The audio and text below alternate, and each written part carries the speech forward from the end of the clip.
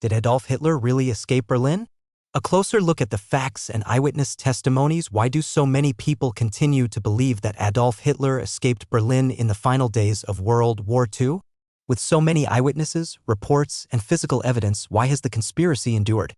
What exactly happened inside the Führer bunker, and how did a theory so widely discredited by historians take on a life of its own? The long-running History Channel series Hunting Hitler captivated millions by investigating conspiracy theories suggesting that Hitler somehow escaped from Berlin before the Soviet occupation and fled to South America. The show thrived on the mystery and speculation that surrounds the dictator's final days. However, the question remains, what is fact and what is fiction? It is established that Adolf Hitler died on April 30, 1945. But how solid is the evidence? Could he have possibly escaped Berlin in the chaos of the war's final days? What do the records and testimonies say? Let's examine the details through the lens of those who were actually present in the bunker and piece together what really happened. Adolf Hitler went underground into the Führer bunker in early February 1945 and only emerged on 2 or 3 occasions afterward. He spent his last days surrounded by close associates. On April 20th, he celebrated his birthday in the bunker. Among those present were individuals who later gave detailed accounts of what occurred, and several of them were interviewed by Heaton, a former history professor and military veteran. One such person was Wilhelm Mohnke, an SS general appointed by Hitler himself to defend Berlin's central district, including the Reich Chancellery and the Führer bunker.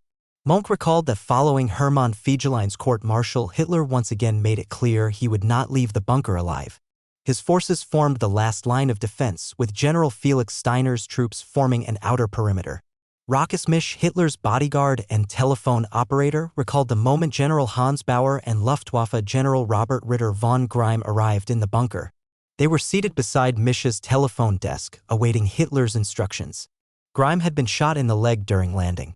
Hitler intended to replace Göring with Greim as head of the Luftwaffe. Despite suggestions and pleas for Hitler to flee with them, or at least allow Joseph Goebbels' children to escape, he refused. Hitler said no, and the plan to evacuate the children was denied.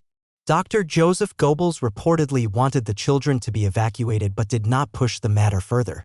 According to accounts, the children were given candy and water before being killed in the bunker. Though some, including Misch, did not personally witness the act, they stated that only Magda Goebbels entered the room with the children, casting a grim shadow over what took place there.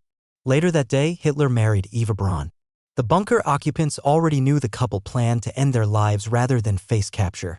Hitler had referenced the brutal execution of Mussolini and expressed his determination not to suffer the same fate. According to Traudl Junge, Hitler's personal secretary, a critical message arrived at around 3 a.m. on April 30th from Field Marshal Wilhelm Keitel. It confirmed that General Walther Wenck's 12th Army was surrounded and no reinforcements would be arriving.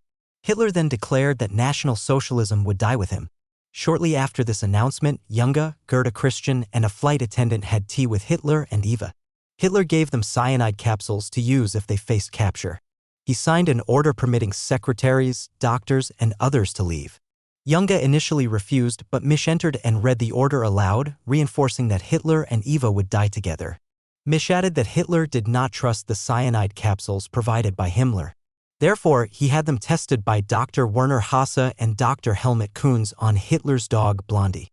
The capsule proved fatal to the dog, increasing Hitler's confidence in the method. On April 30, 1945, bunker staff gathered to say goodbye. Hitler and Eva Braun personally bid farewell to many, including Martin Bormann, Joseph Goebbels and his family, and military personnel. Hitler remained adamant about not being captured. At 6 a.m. Hitler summoned Wilhelm Mohnke, who had been coordinating Berlin's defense.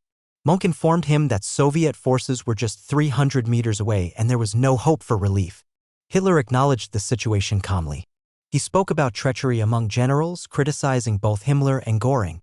Gerda Christian later reported hearing a muffled bang. Soon after, Heinzling entered and confirmed that Hitler and Eva had taken their own lives. Their bodies had already been removed. She walked into Hitler's office and saw a bloodstain the size of a hand on the carpet next to the sofa. Otto Gunsch, Hitler's bodyguard, stated that following Hitler's death, their bodies were carried outside as per his final orders. Benzene was poured over them and they were cremated. The same was later done for the Goebbels family. It was, he recalled, a tragic scene. Hans Bauer, Hitler's pilot, was not present at the time of death. He had gone to check the improvised airfield in the Tiergarten. Though there had been discussions of a possible escape, Bauer doubted Hitler would ever leave. Upon returning, he found that Hitler and Eva's bodies had already been burned. Following Hitler's death, General Hans Krebs began negotiating with Soviet forces. Rockesmith emphasized that this act alone proves Hitler was truly dead. Krebs would not have had the authority otherwise. Martin Bormann attempted to escape the bunker alongside Bauer, Ludwig Stumpfegger, and others. After the deaths of Goebbels and his family, attempts were made to cremate his body in the bunker, but the lack of oxygen made it difficult. Magda Goebbels ended her life in the same room where her children had died. General Krebs and General Wilhelm Burgdorf took their own lives on May 1. Dr. Ludwig Stumpfegger escaped the bunker with Martin Bormann, Hans Bauer, Walter Hebel, and Hitler Youth leader Artur Axmann. Axmann and Bauer were later captured. Bauer lost a leg during his capture and remained imprisoned until 1955. He was also tortured by Soviet forces for information about Hitler's whereabouts. Axmann initially avoided capture.